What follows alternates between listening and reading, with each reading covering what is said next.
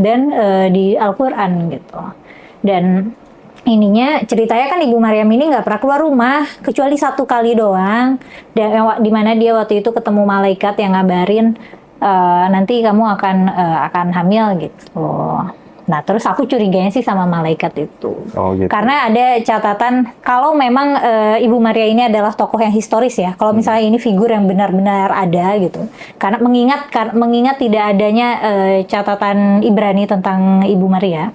Padahal kan ini tokoh sentral nih, ibunya Yesus gitu, ibunya Nabi Isa gitu. Tapi kok bisa nggak ada catatan Ibraninya, nggak ada gitu. Assalamualaikum warahmatullahi wabarakatuh. Masih kembali di channel terbaru saya. Terima kasih kepada teman-teman masih setia menonton, mendukung, menyaksikan konten dari channel ini. Tentunya kita sudah mendengarkan bagaimana cuplikan videonya. Jadi ini merupakan tuduhan yang sangat keji dilakukan Kumela ini terhadap ibundanya dari Nabi Isa alaihissalam, di mana Kumela ini mengatakan gak mungkin dia bisa hamil tanpa seorang laki-laki, pasti ada yang membuahi dia.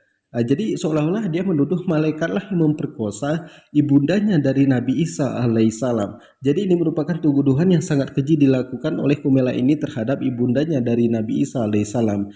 Kemudian ini kan seolah-olah tidak percaya dengan adanya Tuhan. Dan kita juga akan mendengarkan konsep ketuhanan dari Ustadz Hadi Hidayat. Dan di sini juga Ustadz Hadi Hidayat menjelaskan Tuhan itu hanya satu. Nah, jadi kepada teman-teman di sini jangan kemana-mana dulu, silahkan tonton sampai selesai agar kita tidak gagal paham. Tapi sebelum kita lanjutkan, silahkan dukung channel ini dengan cara tekan tombol subscribe-nya, bunyikan tanda loncengnya, dan silahkan dibagikan videonya. Selamat menyaksikan. Quran surah 47 ayat 19. Perhatikan sini. Saya mulai dari uluhiyah. Fokus ya. Fa'lam annahu la ilaha illallah. Anda bersyahadat asyhadu an la ilaha illallah. Kata Allah jangan sekedar ucapkan asyhadu an la ilaha illallah. Fa'lam. Maka Anda mesti memiliki pengetahuan. Bahkan kalimatnya perintah fi'il amr. Al-aslu fil amri yadullu 'alal wujub. Asal dari perintah itu menunjuk pada kewajiban. Fa'lam, ketahuilah, mesti tahu. Mesti tahu itu dengan ilmu.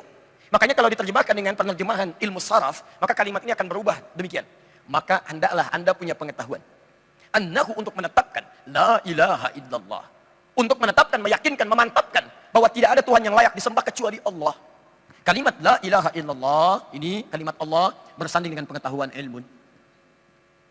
Sehingga dengan pengetahuan ini, nanti ketika Anda dipersoalkan seperti Nabi dulu dipersoalkan oleh orang-orang Quraisy, oleh masyarakat yang hadir di sekitarnya, yang belum menerima risalah Islam, apa yang pertama kali mereka persoalkan? Konsepsi ketuhanan.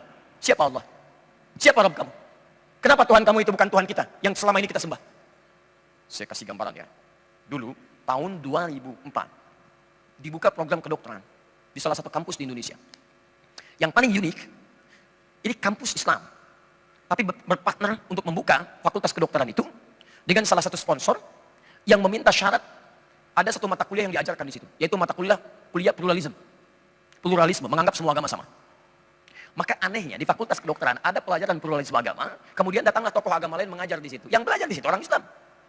Salah satunya ada siswanya kemudian datang kepada kami, diajarkan oleh salah seorang tokoh di agama lain, mengatakan kalimat ini, lihat kalimatnya. Anda bisa bayangkan anak baru lulus SMA setingkat itu, nalarnya belum tajam, tiba-tiba dihadapkan pada persoalan itu. Kalian menyembah siapa? Allah. Kata orang ini, tidak, kalian menyembah batu. Ka'bah. Ka'bah kan batu. Mereka kemudian sepakat mengatakan, maaf Pak, Ka'bah itu bukan Tuhan kami. Ka'bah itu kiblat bagi kami. Lihat jawabannya. Lantas apa bedanya dengan kami? Patung kami pun kan kiblat juga buat kami. Tuhannya bukan itu, tapi itu kiblat buat kami. Anda mau jawab apa? Ini teman-teman sekalian, ada berita dalam Al-Quran, iman kita itu mesti kuat. Di antara kekuatannya, antum mesti paham konsep tentang ketuhanan. Konsep ketuhanan dalam bahasa Arab disebut dengan uluhiyah namanya, segala yang terkait dengan Allah. Jadi ketika Anda ditanya, kenapa kamu sembah Allah, bukan Tuhan yang lain? Kenapa kamu memilih Allah, bukan Tuhan yang lain? Kenapa ibadah kepada Allah tidak mengibadah yang lain? Anda bisa jawab. Dan jawaban Quran begitu elegan, luar biasa komprehensif. Ada jawaban dalil, ada jawaban rasionalitas akal.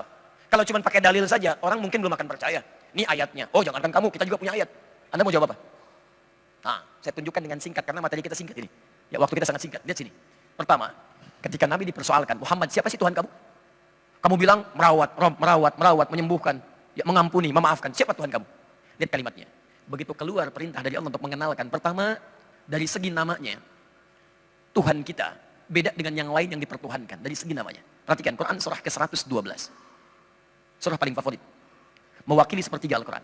Kul, katakan Muhammad. Huwa. Dia yang ditanyakan oleh mereka itu, siapa namanya? Tuhan yang kamu sembah, yang kamu yakini? Allah. Saya ulang ya. Allah. Kul huwa Allah. Karena orang-orang pada saat di zaman Nabi sudah punya nama-nama Tuhan. Ada Lata, ada Uzza, ada Manat. Mereka katakan, Muhammad, Tuhan kami punya nama. Ada Lata, ada Uzza, ada Manat. Tuhan kamu siapa namanya?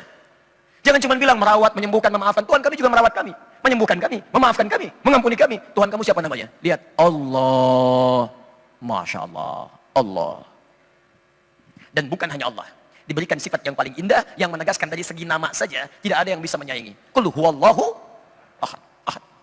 Ada ahad, ada wahid. Itu beda. Ada al-ahad, itu lain.